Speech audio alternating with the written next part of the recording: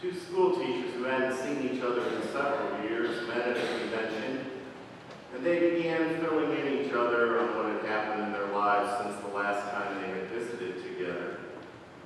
One teacher said, "Well, I got married 2 years ago." "Oh, that's good," her friend replied. "Well, not really," the first one said. "My husband is twice as old as I am."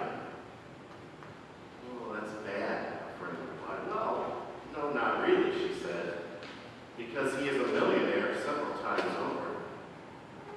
"Oh, that's good," her friend replied. "No, not really," she said, "because he turned out to be mean, and he won't give me any money at all." "Oh, that's bad," her friend replied. "No, not really," she said. "He did build us a $500,000 house." "Oh, that's good," her friend replied. "No, not really," she said. "It burned down last month." "Oh, that's bad," her friend replied. "Oh, no, not really," she said. "He was in it when it burned down."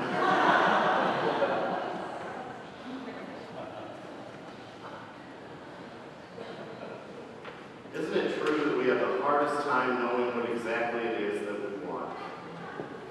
We all have a tendency to be unsettled and dissatisfied with life and life's situations.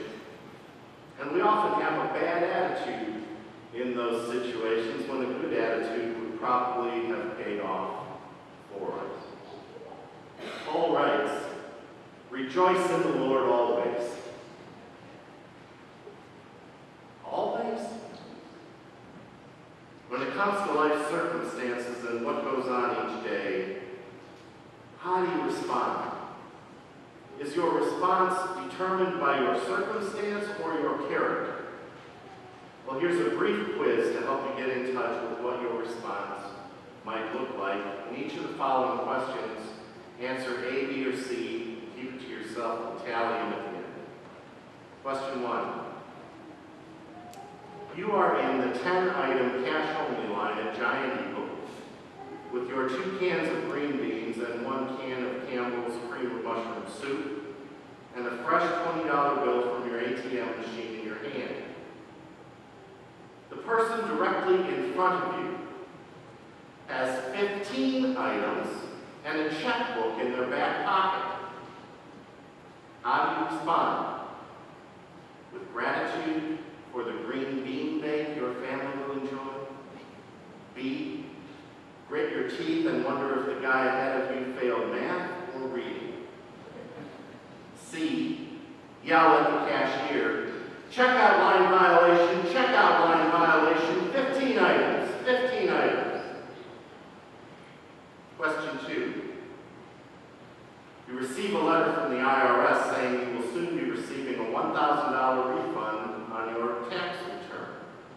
How do you respond? A, with gratitude for living in America, land of the free, home of the brave. B, grit your teeth about the other $10,000 you paid in taxes last year. C, rip the letter to shreds and demand more. 3, you receive a letter from the IRS stating that you will be audited. How do you respond? A, with gratitude because you live in America, land of the free and home of the brave. B, grit your teeth, clench the phone in your hand and call your accountant. Or C, write the plain dealer an angry letter about tax suppression in the good old U.S. of A. 2 more. Question 4. You're driving your daughter to school, and as you drop her off, the car in front of you decides to park there, trapping you in the school parking lot. How do you respond? A, you look out of the window, thankful for the time to stop and smell the roses. B, you grit your teeth, grab the steering wheel tighter as steam comes out of your ears. Or C, you honk your horn continuously until you spell out "move your car" in Morse code. Last question. You're watching your football team play on Sunday and they win by a you respond? A, jump up and down for sheer joy. Any Browns fans? That's us.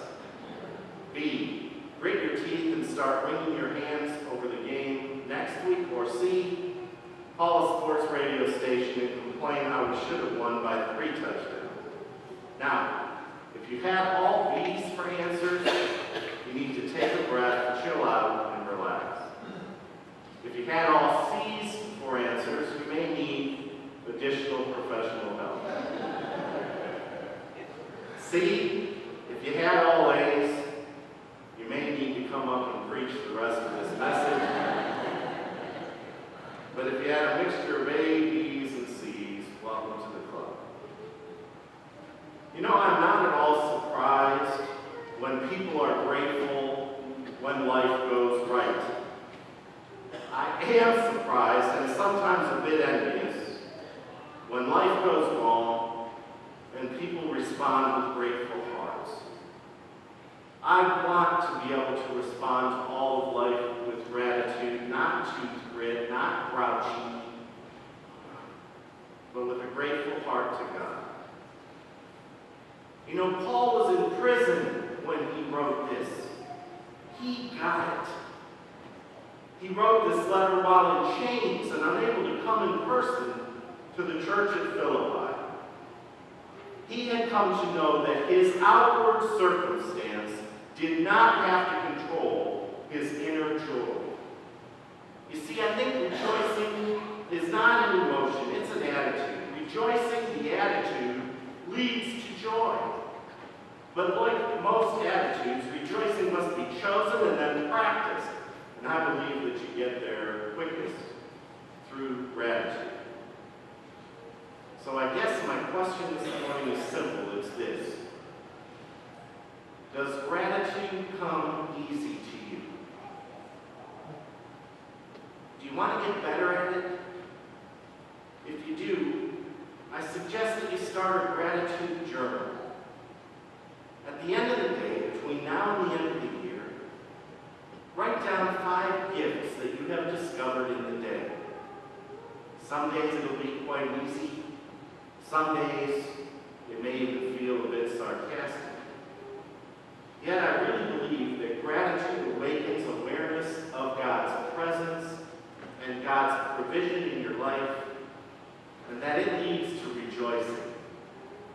And sometimes when you do spiritual exercises, you need to expect results. You know, as we meet together this morning, all of us are getting older. The clock is ticking. This morning, if you so choose, the rest of your life has just begun. You can control your attitude for the rest of your days. Between this moment and the end of your life as we know it here. What do you want to happen? Rejoice in the Lord always.